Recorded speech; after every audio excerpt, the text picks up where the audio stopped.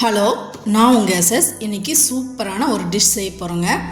Very சிம்பிளான 10 நிமிஷத்தில் செய்யக்கூடிய இட்லி சாம்பார் தான்.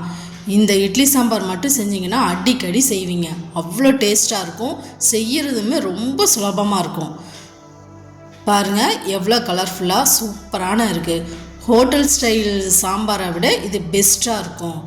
அவ்வளோ நல்ல சாம்பார் இதுங்க. இட்லி அதிகமாகவே சாப்பிடுவாங்க இந்த சாம்பார் செஞ்சால். எப்படி செய்யணும்னு பார்க்கலாம். ஒரு குக்கர் எடுத்துக்கோங்க. அதில் எந்த அளவுக்கு நீங்கள் பாசிப்பருப்பு எடுத்துக்கிறீங்களோ அதே அளவுக்கு துவரம்பருப்பு எடுத்துக்கோங்க. ஒரு கப் பாசிப்பருப்பு எடுத்திங்கன்னா ஒரு கப் துவரம்பருப்பு எடுத்துக்கோங்க. எடுத்துகிட்டு ஒரு தடவை நல்லா வாஷ் பண்ணிவிட்டு எடுத்து வச்சுக்கோங்க. அப்புறம் 10 பல் பூண்டு, ஒரு பெரிய வெங்காயம் கட் பண்ணி வச்சுருக்கேன், அதுவும் சேர்த்துக்கலாம். அதுக்கப்புறம் 1 ஸ்பூன் சோம்பு சேர்த்துக்கோங்க. அப்புறம் 4 பழுத்த தக்காளி, அதையும் கட் பண்ணி வச்சுக்க, அதை சேர்த்துக்கலாம். அதுக்கப்புறம் ரொம்ப முக்கியமானது, ஒரு உருளைக்கிழங்கு நல்லா தோலெல்லாம் சீவிட்டு கட் பண்ணி வச்சுருக்கேன், அதையும் சேர்த்துக்கலாம். இப்போ 1/2 ஸ்பூன் மஞ்சத்தூள் சேர்த்துக்கலாம். 1/2 ஸ்பூன் பெருங்காயத்தூள் சேர்த்துக்கலாம்.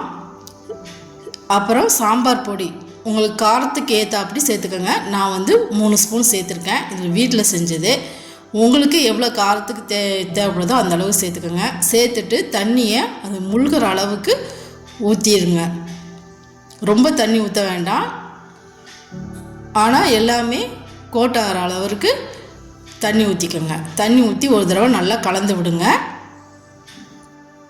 பாருங்கள், தண்ணி ரொம்ப அதிகமாகவும் இருக்கக்கூடாது, ரொம்ப கம்மியாகவும் இருக்கக்கூடாது. அது எல்லாமே மேக்ஸிமம் இருக்கிற மாதிரி ஊற்றிக்கோங்க. 1 ஸ்பூன் சமையல் எண்ணெய் ஊற்றிக்கலாம். ஊற்றிட்டு குக்கரில் வச்சு ஒரு 3 விசில் வந்ததுக்கப்புறம் இறக்கணும்னா இந்த மாதிரி இருக்கும். இதே நல்லா மசித்து வச்சுக்கோங்க.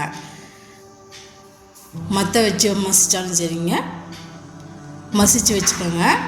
அப்புறம் ஒரு கடாயில் 2 ஸ்பூன் சமையல் எண்ணெய் சேர்த்துக்கோங்க. எண்ணெய் காஞ்சதும் 1 ஸ்பூன் கடுகு நம்ம சேர்த்துக்கலாம்.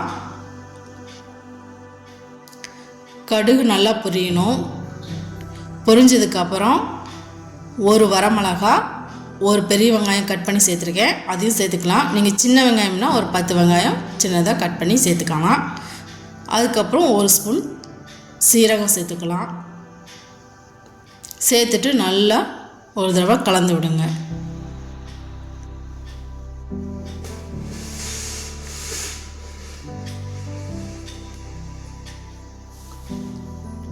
ஒரு கொத்து கருவேப்பிலையும் சேர்த்துக்கலாம்.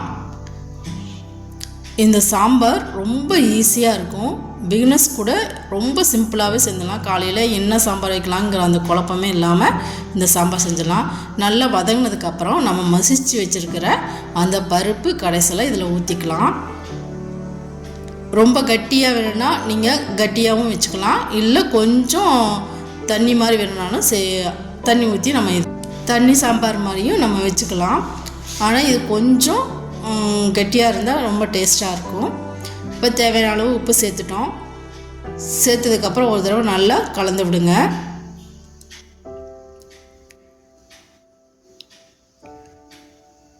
ஒரு கொதி வந்தாலே போதுங்க, சூப்பரான சாம்பார் ரெடி. இப்போ தேவையான அளவு கொத்தமல்லி, கை நிறைய கொத்தமல்லி அழுதி தூவி இறக்கணும்னா சூப்பரான சாம்பார் ரெடி.